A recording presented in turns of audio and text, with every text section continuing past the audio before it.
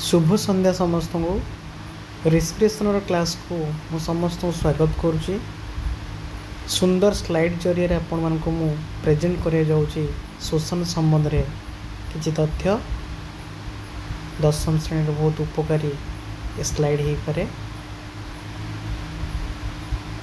तो शोषण एक अपचय प्रक्रिया। यही प्रक्रिया द्वारा जीव ग्रहण करथिबा खाद्यर दहन घटी शक्ति मुक्त होगा सह अंगारकाम्ल निर्गत हुए।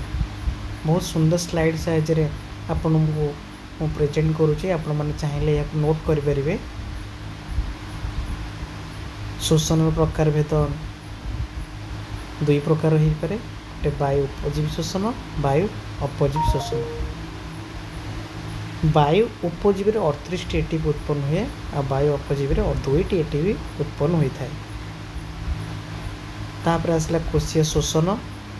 कोशीय शोषण जो रहा यार मुख्य आधार रूपे 6टी कार्बन युक्त ग्लूकोज को विवेचना करा जाए। यार भिन्न पर्याय रही जमीक glycolysis, citric acid cycle, electron transport chain. ये 3टी पर्याय कोशीय शोषण कार्य संस्था स्थापन हुए। तो मन रखी कोशीय शोषण आधार यही प्रक्रिया ग्लाइकोलिसिस रे संपादित होता है और माइटोकॉन्ड्रिया मैट्रिक्स रे साइट्रिक एसिड साइकिल होता है। ग्लाइकोलिसिस आपण मैंने देखि पाते स्लाइड माध्यम आपण बहुत सुंदर नोट देखि पार्छंती। ग्लाइकोलिसिस गोटे लंग टाइप आसपे आपण मान परीक्षा रे बहुत important exam point of view. तो ग्लाइकोलिसिस प्रथमे देखिबा। यही प्रक्रिया ग्लूकोज विघटन घटी था 2टी सोपान में परिचालित।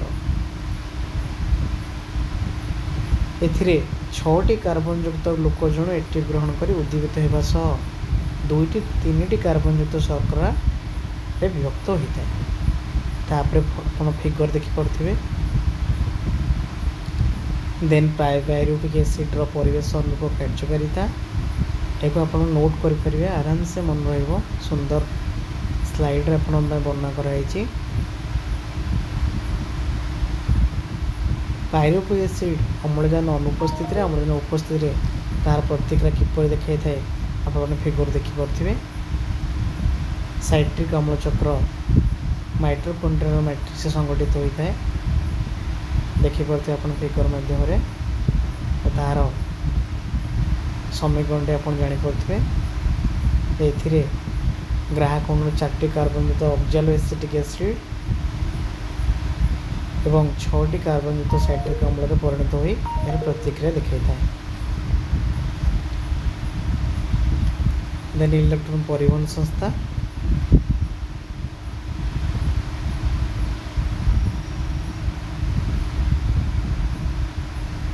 यही भाव में आमर स्लाइड गुड़िक दि जाए मैंने देखिपारे।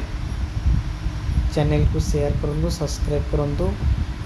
आपने अधिक अधिक नोट पाइपर विशेषकर साइंस विभिन्न स्लाइड जहाँफल आपण परीक्षा रे बहुत प्रकार हेल्प आपण पाइपर।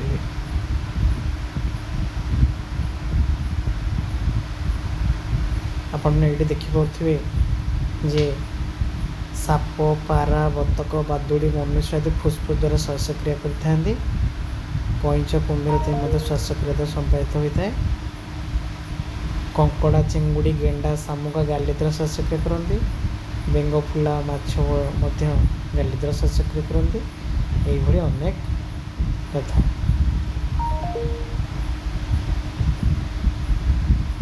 निश्चित रूप आप सहायता आसो। आशा करुँच बेनिफिट हे। धन्यवाद।